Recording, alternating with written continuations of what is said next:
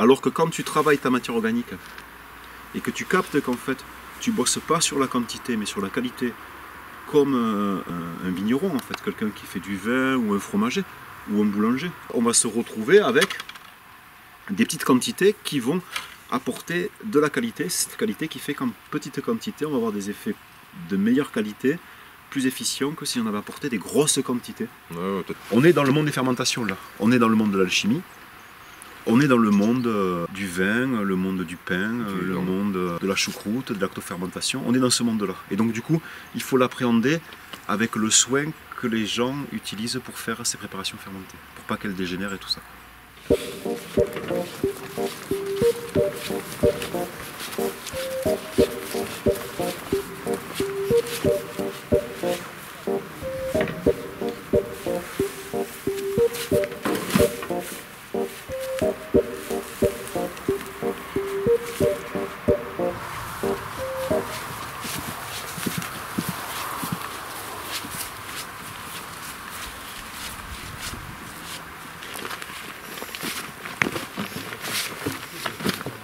Dessus, tu as insisté et c'est pas parce qu'avant tu savais moins bien monter que tu prenais moins de plaisir à monter dessus. Tu vois C'est-à-dire que tu peux prendre du plaisir à faire du jardin en étant mauvais jardinier et devenir un beau jardinier et avoir toujours le même plaisir en fait. Et le plaisir est resté toujours le même. Si on les a mis de côté. On va le rajouter avec ça là-bas. En plus, c'est un peu de l'autonomie alimentaire. Avant, hein. Comme après j'ai commencé à gamberger. Donc on a encore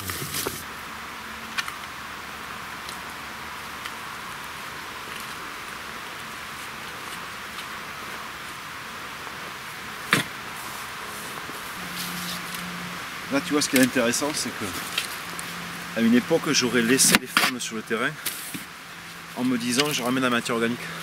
Ouais. Et là en fait je sors les femmes du terrain parce qu'en fait je ramène quasiment les matières organiques et j'ai plus d'intérêt à le mettre en fermentation pour récupérer les forces qu'il y a là-dedans plutôt que de le laisser sur le sol comme ça se délivrer.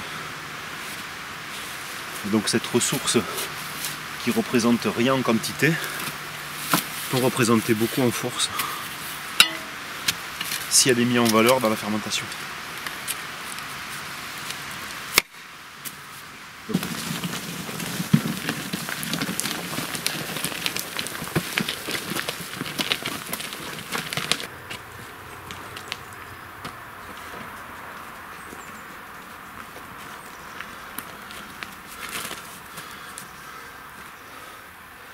L'idéal c'est d'avoir du plus frais possible. Le plus frais possible. Et oui, pour que tu orientes directement les fermentations comme tu veux.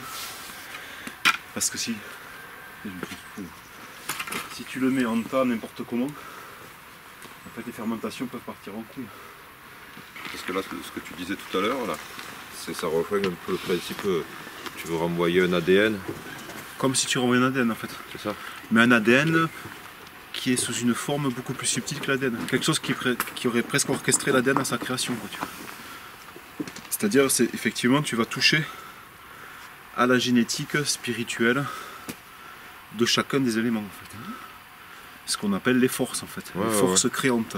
Les forces qui organisent les choses, en fait. Qui font que d'un matériau minéral, on va progressivement avoir une forme organique qui va apparaître. Donc organique, c'est organisé en fait. Il y a une organisation de la matière qui adopte une forme spécifique qu'on va reconnaître dans l'arbre, l'animal ou les microbes, tu vois, et qui va en plus décliner à une multitude de formes qui vont être le chien, le chat, le reptile, le ver de terre, et dans les plantes, on va partir du lichen à la mousse au figuier, quoi, tu vois. On a des formes très archaïques comme le lichen et la mousse qui étaient présents bien avant que le figuier arrive sur Terre. Pareil, on a des formes archaïques comme le scorpion qui étaient bien présentes avant l'humain en fait. Parce qu'il y a un process de création qui se fait dans le temps avec des formes de plus en plus abouties, de plus en plus subtiles, de plus en plus conscientes d'elles-mêmes comme l'humain en fait, tu vois. Comme s'il y avait un continuum logique de pierres qui s'ajustent les unes à les autres pour former une cathédrale en fait, tu vois, on parle de la fondation et tout ça. Et du coup, eh ben, c'est ces forces-là qui agissent, qu'on va essayer de retrouver à l'intérieur, qu'on va essayer de ramener à une forme plus archaïque, qui est le microbe, mais qui néanmoins contient ces forces. Donc, mais l'idée, c'est de ne pas en mettre des tartines, en fait. C'est pas la quantité qui va faire la qualité de la substance, c'est la manière dont tu vas la mettre en fermenté, en fait. Et du coup, dans ton compost, tu vas amener une orientation vers cette force formante, cette force formatrice, qui donne naissance, en organisant la matière, à des fruitiers. Et telle qualité de fruitier, quoi, tu vois. Et du coup, il va y avoir là les légumes qu'on va ressortir, quoi, tu vois. Les mauvaises herbes qu'on peut rencontrer sur le jardin, qui vont être elles aussi un indice de transformation. Tu vois, ton jardin, il est le continuum d'une nature qui agit. À la même image, en fait, va apparaître des formes spécifiques aux besoins du lieu ou à la qualité du lieu à un moment donné. Ça, c'est ce qu'on appelle les plantes spontanées qui vont pousser spontanément sans qu'on introduise la semence. La levée de dormance va faire lever des plantes qui sont le plus appropriées à l'état pédoclimatique du moment, du lieu. Et du coup, elles vont aussi permettre une transformation de ce lieu par leur présence. Elles vont avoir pour certaines un effet thérapeutique quand le sol a été maltraité. Et du coup, d'où les plantes bioindicatrices. Et du coup, ces plantes-là, plutôt que de les laisser sur le jardin, c'est bien de les ramener dans le compost, dans des conditions de fermentation, parce qu'en fait, on va libérer les forces qui étaient agissantes dans le lieu pour soigner le lieu. Et du coup, on va se retrouver avec des formes microbiennes adaptées à ça, qui vont être comme une granule homéopathique, que je vais rebalancer sur le sol, je l'extrais, et du coup, ça va être une manière de lutter contre les mauvaises herbes, par exemple. C'est-à-dire que tu vas te retrouver, en fait, en apportant la force qui était en train d'agir pour soigner le sol, le fait d'amener cette force-là encore plus agissante par la fermentation du compost, va faire que la mauvaise herbe n'a plus de raison d'être, puisqu'il y a cette force-là qui agit. Et le sol va se mettre à évoluer et changer de palier. Il va devenir plus ouvert pour accueillir des légumes, tu vois. La fin, en fait, c'est la disparition de la matière sous forme d'humus qui vont s'altérer. Et la fin, en fait, c'est que le compost, il va se transformer dans les arbres qui l'environnent et les herbes qui vont pousser, en fait. La continuité de ce tas de compost, si je l'abandonne, c'est qu'il va continuer à fermenter jusqu'à arriver aux vers de fumier qui vont continuer à le transformer pour devenir de plus en plus digeste pour les plantes. Et il va y avoir des plantes spontanées qui vont pousser, qui vont le digérer, se transformer en plante, et les arbres qui sont à côté vont mettre leurs racines dessous et vont finir par le bouffer complètement. Et du coup, il va falloir arrêter, en fait, trouver le moment optimal de la maturité de compost pour l'amener dans le jardin pour que l'activité qu'on a mis en place soit encore efficace. C'est-à-dire il va y avoir un vieillissement du compost qui fait qu'il y a une disparition du compost, comme toute chose, en fait. La finalité, tu la retrouves dans ton fruit, dans ton légume. Tu la retrouves dans ton fruit, dans ton légume, quand tu l'appliques sur ton jardin. C'est ça que tu vas retrouver dans ton fruit et dans ton légume. Tu vas retrouver dans ton fruit, dans ton légume, dans la pousse des spontanés, dans l'organisation de la structure du sol. Tout ça par l'action du monde microbien, qui est une forme primordiale d'expression de ces forces, en fait. Tu vois, c'est une forme primordiale, archaïque, et qui est hyper efficiente, en fait. Et dans les sols, en fait, quand ce monde microbien est agissant et ordonné dans le sens de vouloir faire des légumes, mais la pousse des légumes va se faire plus facilement que si, par exemple, tu mets beaucoup de matière organique sur ton sol en compostage de surface, sans gérer les conditions de fermentation, parce que c'est mis en tas et donc ça peut être très aléatoire, sans calculer ce que tu vas ramener, mais tu peux créer des flores microbiennes qui sont antagonistes avec la croissance de tes plantes. Et tu peux à l'inverse faire lever des dormances de plantes qui viennent soigner ces excès, en fait, qui vont s'exprimer sous la forme de liseron, d'ortie, de rumex. Je les ai tous.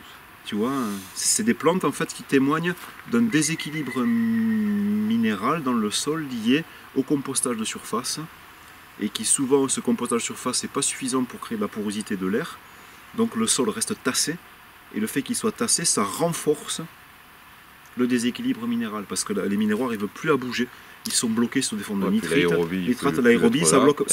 Le monde microbien n'arrive pas à se développer pour faire évoluer ça vers des formes plus évoluées qui sont les plantes. Et donc on se retrouve anaérobique et asphyxié. Asphyxié, et du coup on se retrouve par exemple l'azote qui va se bloquer au stade nitrite ou nitrate, Et du coup, ça va appeler la levée de dormance de plantes nitrophiles ou nitrophiles. Donc les plantes, les kénopodes nitrophiles, nitrophiles, les rumex, tu vois.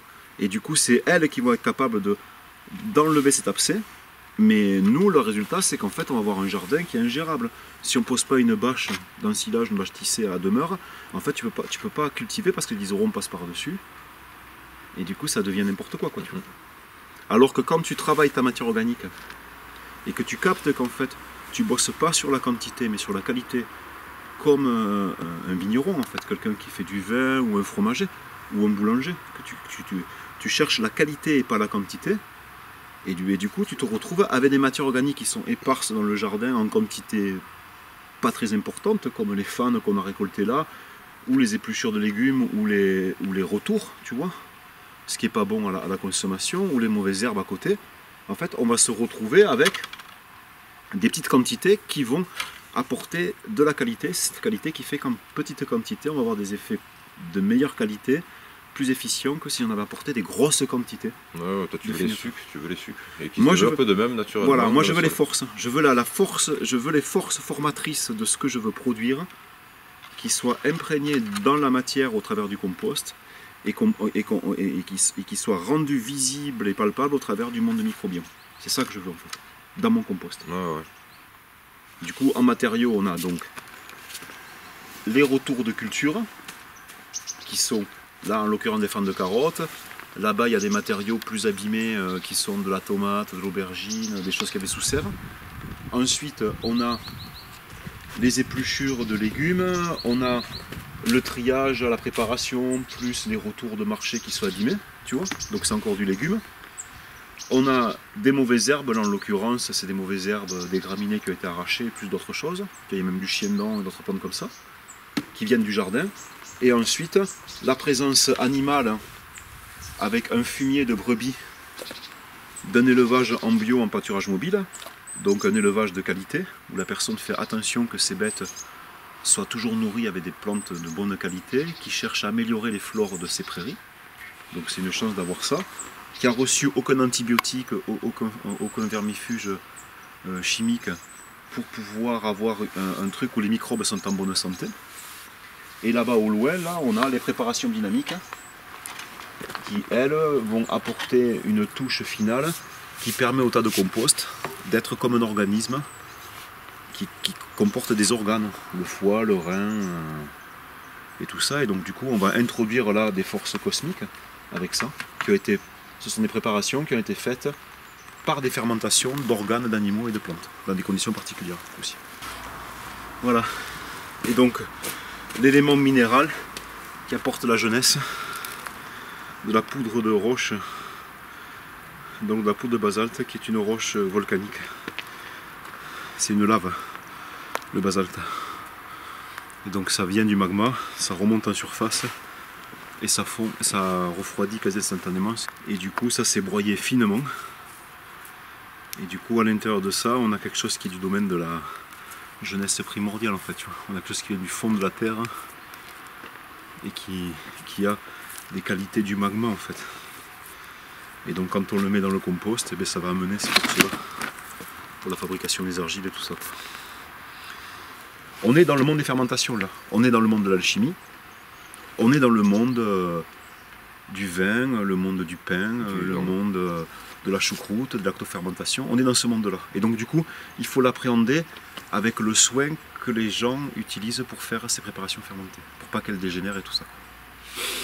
Bon voilà, il n'y a plus qu'à mettre en œuvre tout ça. Maintenant, on va essayer de faire un joli tas. Donc pas un gros tas, ni un petit tas, pour que la température soit pas trop haute, ni trop basse. Que ça soit suffisamment humide pour que la durée de la fermentation, qui va être d'à peu près 9 mois, va être pas desséchante. Elle est desséchante, il va y avoir suffisamment d'humidité pour qu'elle arrive jusqu'au bout. Dans un lieu où en fait on va avoir l'ambiance de la forêt, l'ombre de la forêt, pour pas que ça dessèche en été ou dans les périodes sèches, sur un morceau de jardin qui est sur une terre qui est fertile, dans lequel il y a de la structure, de la porosité, qui n'accumule pas de l'eau, pour que ça puisse bien fermenter et que l'impression du lieu puisse venir.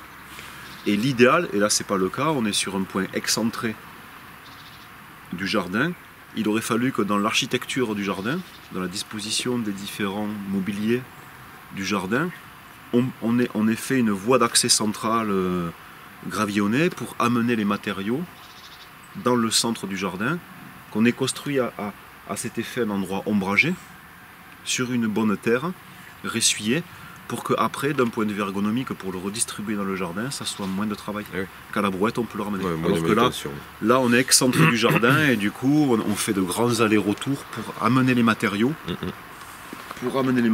et pour les redispatcher. Puisque ce compost va servir de plateforme de récupération de tous ces éléments dans le courant de l'année, qu'on mettra en fermentation régulièrement ou qu'on rajoutera au tas de compost qui commence à fermenter. Et au niveau des températures, tu dois te maintenir à une moyenne de... Ces températures qui sont aux alentours de 40 en température.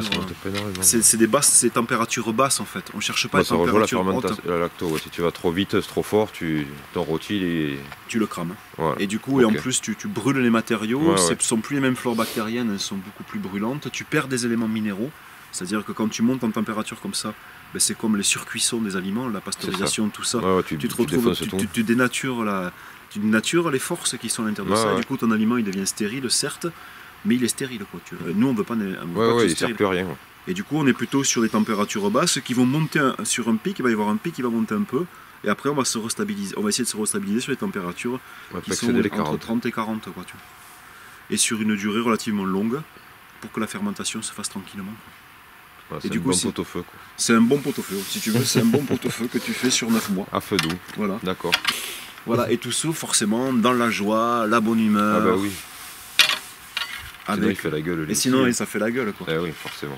On a le droit, quand on est vétéran du XXe siècle, de se mettre un petit morceau un peu violent, histoire de sortir les forces négatives que le monde industriel laisse en nous.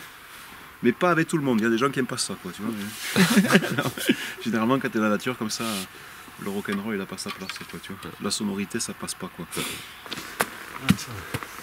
Regardez là, la position de l'ouvrier communiste.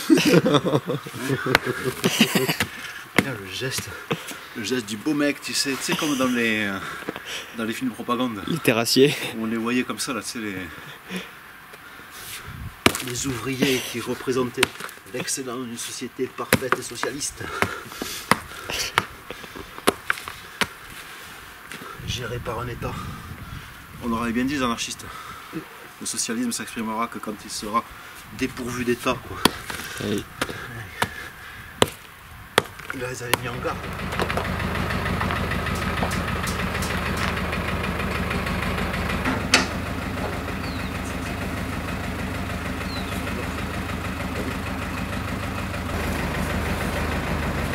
Yop.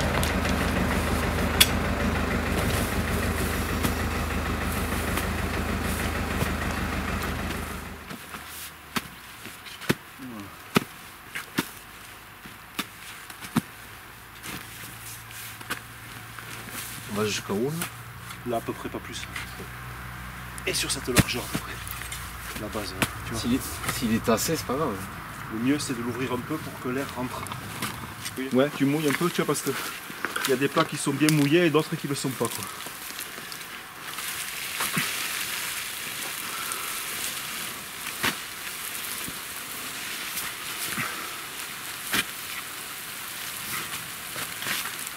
Si tu veux mettre un peu d'herbe, là ça va, tu vas le balancer dessus.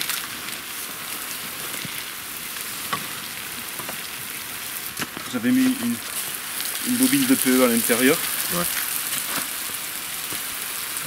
Et du coup, ce qu'on va faire, c'est qu'on va mettre aussi des épluchures de légumes, si tu veux, là.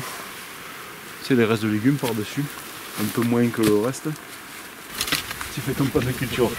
Cette année, je veux de la carotte, des navets. Moi, 3 carottes, 2 navets. C'est ça, le mec il planifie son truc. Ah non, j'avais pas mis assez. Après, j'ai 12 paniers de plus. On remet un peu de carottes. Combien d'épluchures en plus? Qu'est-ce que vous en pensez, les gnomes? J'en veux de l'argile. Alors, est-ce que le basalte a décongelé?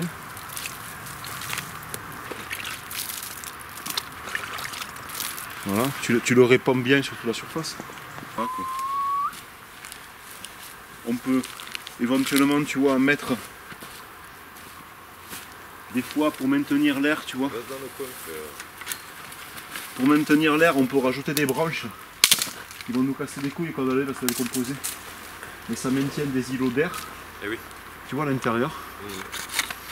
Ah, c'est...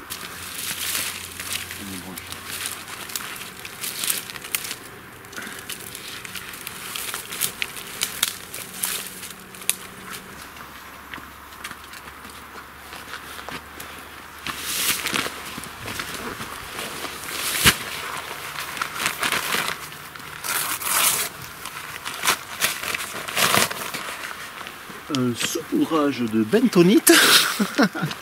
Pourquoi faire du coup? Et là, c'est la touche du chef. Apporter de l'argile à l'intérieur, de très bonne qualité. La bentonite, ce sont des argiles avec énormément de feuillets. Qui ont une capacité d'échange cationique très forte. Capacité d'échange cationique. Ça veut dire qu'elle est capable de pouvoir stocker beaucoup d'ions à l'intérieur de ces surfaces de contact. Parce qu'elle a beaucoup de feuillets. Et ce qui fait qu'en fait, si dans la solution du sol, on a des éléments libres, au lieu de partir avec la pluie, ils vont aller se stocker dans les feuilles d'argile et rester dans la latence. Et les micelles de mycorhizes ou les bactéries vont aller le prélever au profit de la plante quand la plante en aura besoin. En fait. Je me suis dit pourquoi pas mettre un peu d'argile, mais sans plus, quoi, pour apporter cette impulsion de l'argile à l'intérieur du tas de compost. Vu que sur mes sols, en fait, j'ai des sols avec des faibles CEC, j'ai des sols qui ont très peu d'argile. C'est des sols lavés, des sols très peu d'argile. On verra bien. Ça fait que dalle. En quantité de matière, ça représente rien, ça. En fait. Mais ça va être absorbé par les bestioles, vont le bouger, ça va être mélangé à la matière. C'est ça, oui.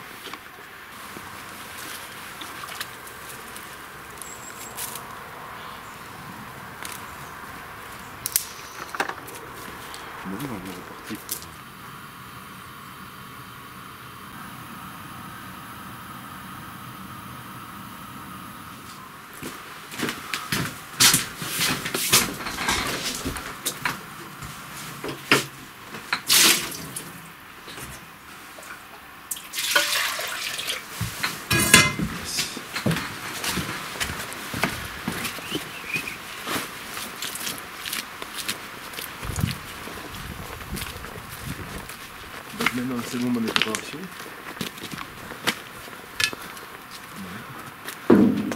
Hop. Préparant. Ils sont là. Celle-là, elle va être dynamisée dans l'eau chaude. C'est de la fleur de valériane pressée. Et donc, elle va apporter ce qu'on appelle les terres de chaleur à la fin. Ça permet de mettre une ambiance chaude autour du compost.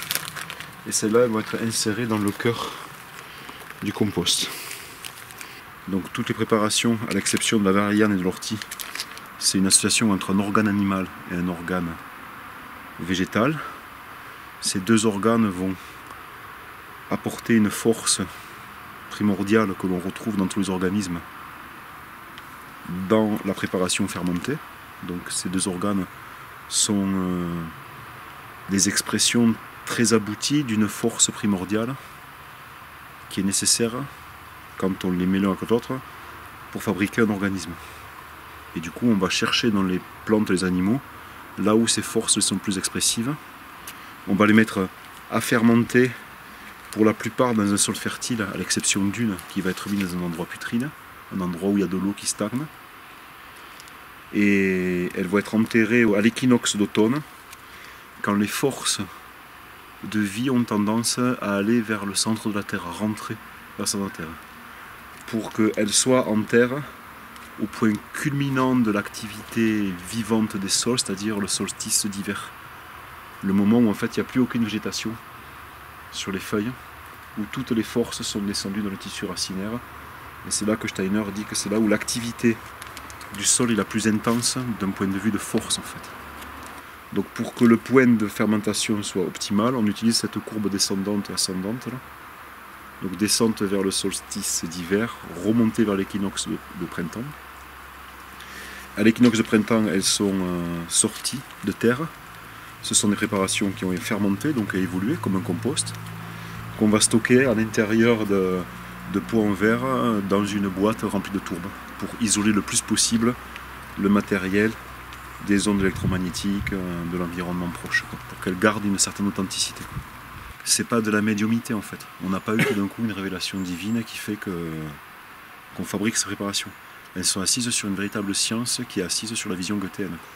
C'est-à-dire on perçoit ces forces dans la forme des organes et des plantes que l'on veut mettre à fermenter. Et c'est ces forces-là qu'on veut et on les dispose d'un certain ordre parce que ça a un sens en fait. Du coup, il n'y a rien qui est mystique. Moi, là, en fait, je travaille avec quelque chose qui est codifié. Donc un savoir-faire qui a été codifié par Rudolf Steiner. Et je réplique cette codification en essayant d'y mettre le plus de conscience possible. Mais ma conscience, elle est du même ordre qu'un informaticien qui se sert d'un ordinateur. Il connaît son programme informatique, mais il ne sait pas le fonctionnement de l'ordinateur, quoi. Mais c'est pas pour autant qu'il n'y a pas des gens qui savent comment fonctionne l'ordinateur, et c'est pas pour autant que l'ordinateur est une création qui est arrivée spontanément comme ça, quoi. La biodynamie, c'est pareil en fait. Ça paraît très éloigné de nos références culturelles et de nos codes pour travailler, mais néanmoins, pour élaborer ça et le codifier, il y a une science en amont qui est la vision goéthéenne, donc qui est d'inspiration de la perception goéthéenne pour approcher le vivant et développer des connaissances, qui a été raffinée et développé par Rudolf Steiner dans les années fin du 19e et début du 20e pour créer ce qu'on appelle l'anthroposophie ou science de l'esprit. Donc une science qui serait capable d'aller au-delà des objets créés, mais de rentrer en contact par une posture de connaissant et pas de médium, avec une véritable attitude scientifique pour percevoir l'esprit qui agit en chaque chose et que l'homme crée un trait d'union entre cette qualité d'être dans le sensible, mais aussi cette possibilité de pouvoir pénétrer le suprasensible qui est à l'origine de chaque chose. Et du coup, ça paraît très tiré par les cheveux, mais ça ne l'est pas. Et la biodynamie est un pur fruit de ça, en fait. Elle est un pur fruit de cette posture scientifique. Et la biodynamie n'a plus à faire ses preuves, en fait. Partout dans le monde où elle est appliquée, on constate les mêmes qualités. Mise en santé des lieux, amélioration des sols, augmentation de la qualité des aliments, durée dans le saveur des aliments. On retrouve ces mêmes qualités partout, quoi. Ça. Donc la valériane, on va l'appliquer en dernier. Je vais la dynamiser dans une eau tiède, à température quasiment du corps humain, quoi, tu vois. Pas trop chaude pour pas me cramer la main, mais pas trop froide. Je vais la dynamiser pendant, je sais plus, 10 ou 20 minutes, quoi, tu vois. C'est-à-dire la dynamiser, c'est mettre en mouvement l'eau, parce que l'eau, dans le mouvement, en fait, elle imprime des informations. Ça aussi, c'est la mémoire de l'eau. Ça aussi, ça a été décrié pendant longtemps. Les travaux aujourd'hui, les travaux qui sont faits par certains physiciens démontrent que l'eau a une mémoire et qu'effectivement, c'est dans le mouvement qu'elle l'acquiert. Donc, il peut ne plus avoir de substance à l'intérieur d'une mémoire, à l'intérieur de l'eau, mais néanmoins, l'information est arrivée, continue à demeurer. Donc, la physique classique travaille là-dessus. Mais dans la dynamisation qu'on va utiliser, dans les préparations qu'on applique sur le terrain, c'est ce qu'on met en route en fait, en créant un vortex. C'est une forme primordiale que l'on retrouve dans la plante, dans le cosmos, dans l'eau. Dans ce vortex, en fait, les forces qui ont été saisies dans la fleur de valériane au printemps vont pouvoir irradier l'eau, et cette eau répandue va pouvoir irradier le compost d'une forme très éthérée de la chaleur. Donc ça ne sera pas une chaleur tangible, mais c'est quand même un élément de chaleur qui va harmoniser la température du compost, nos organes, un cœur, un foie, un rein, on peut imaginer ça en fait, qui sont appliqués à l'intérieur, ou aussi une planète qui correspond aux organes. C'est introduit à l'intérieur du compost, et l'organisme est clos. Sa chair, c'est toutes les parties qu'on a ramenées. Les organes l'activent. Ce dernier truc crée un aura de chaleur. La température se met en route tout doucement, les fermentations ouvrent, et on finit par avoir un matériel harmonieux, dynamique, qui va permettre à la chorégraphie du jardin de se mettre en mouvement dans une volonté de faire un endroit cultivé et pas un endroit sauvage. Voilà, tu vois, donc il faut 10 trous autour, on fait 2 tours. D'accord. Et du coup, vous prenez du compost décomposé, qui se tiennent quand même. Tu vois, genre ça là, tu vois, qui se tiennent bien. Ouais. Et donc après, donc ça vous le divisez en deux, ces trucs, parce que là, bébé, vous voyez, ce sont des matières compostées en fait, du même ordre, qui contiennent à la fois qui contiennent à la fois un organe animal et un organe végétal. Et du coup, hop, on le met comme ça. Ça fait une boulette de 502. Et on se tape, donc là qu'il y a millefeuille, et on se refait une boulette. Et pareil pour toutes les boulettes. D'accord. Et ensuite, on remet les boulettes dans l'ordre, dans 10 trous, répartis autour du truc. De 502 à 506. Ok. Un peu de valériane. Ça, c'est l'ambiance panoramix.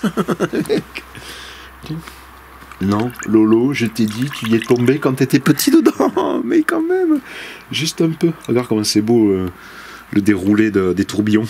T'as vu un peu l'eau qui s'anime en fait par le mouvement. Et du coup, c'est ce qui se passe à l'invisible de nos yeux en fait. Ce mouvement de l'eau, quoi. À l'intérieur. L'ortie et la valériane en fait. La valériane aussi, c'est que ça se suffit à lui-même en fait. Et tu vois là, en remuant, on sent de plus en plus l'odeur de la valériane et je me sens très cool. J'ai shooté à la préparation de la valériane, tu vois, tout d'un coup. Tu sais, c'est un apaisant, tu sais, la valériane. Et puis ça crée, ça te fait une petite chaleur intérieure. C'est pas mal la valériane.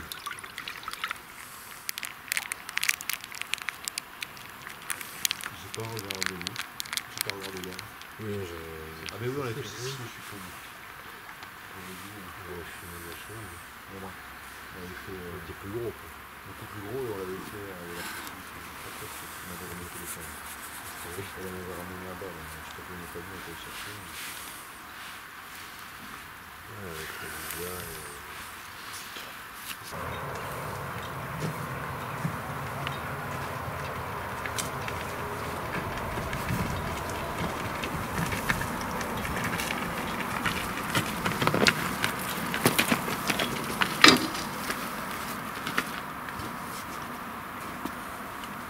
Je suis comme tu sais les boulettes et tu les mets dedans.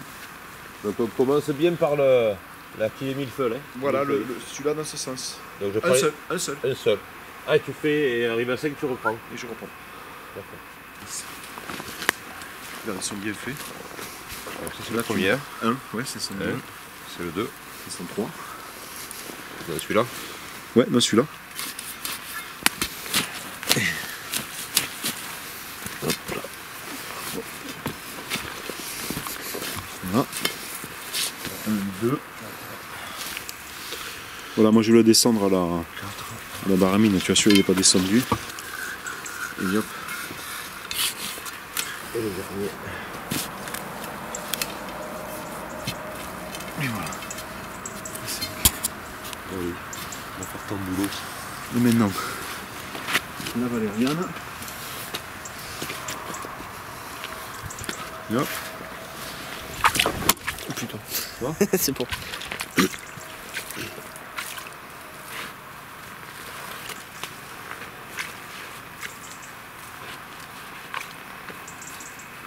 Toi, ce genre de procédé, tu l'appliques depuis combien d'années? Bon, pas tous les ans, j'en ai eu fait. Des fois, j'en fais pas. Mais là, j'ai vraiment envie d'y revenir vraiment, quoi, tu vois. Tu sais, j'ai tourné vraiment sur mes méthodes de travail. Ouais. Pour moi, de cœur, c'est la biodynamie qui est vraiment l'agriculture de demain. Mais dans la pratique, le mettre en place, c'est complexe. Oui. Et j'ai trouvé un équilibre de fonctionnement. Maintenant, tant au niveau économique qu'au niveau pratique, où je peux revenir vers des choses plus subtiles comme ça. Où je perçois des choses avec beaucoup plus de vivance que ce que je percevais avant. Ouais. Tu vois, et où je mesure plus la profondeur de l'importance de faire ces pratiques. Pour sortir des mauvaises herbes, pour sortir des maladies. J'ai le recul d'expérience. Ouais. Mais je ne l'ai pas fait d'une manière assidue pendant 20 ans depuis que je suis ici, malheureusement. Mais j'y reviens, tu vois, je l'ai pris dans tous les sens.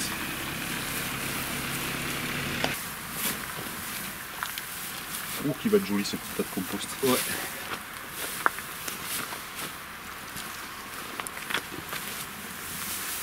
Puis c'est agréable à faire, tu vois, quand t'as le temps.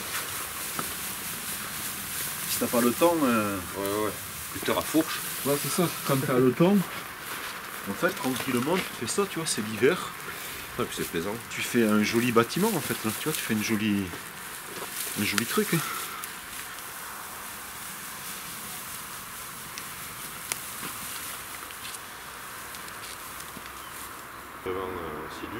ans, tu fais ça, et Ça te prend une journée ouais, par an. Quel que soit le matériau, le légume, plus il est frais et plus il va, comment il s'appelle, il est neutre. Et plus il est neutre, moins il a été altéré d'une manière aléatoire. Quoi, comme nous c'est pour pas le conditionner. Pour le conditionner comme si tu faisais un bon vin. Quoi, ouais. Et après, le truc, c'est que Après, là, par exemple, je vais avoir à nouveau des épluchures, des machins, je les balancerai comme sur le tas de compost. Parce que tu moi, les mettras par-dessus. Ouais, parce que moi, j'ai pas d'animaux où j'amène régulièrement, en fait. Je le fais que 2 fois par an. Mais j'imagine un éleveur, en fait, ben lui, il a un éleveur associé. Admettons, imaginons un endroit, on va dire, qui soit vraiment fonctionnel à l'esprit de la biodynamie. On aurait sur ce versant un éleveur, un maraîcher, un céréalier, un arboriculteur, tu vois.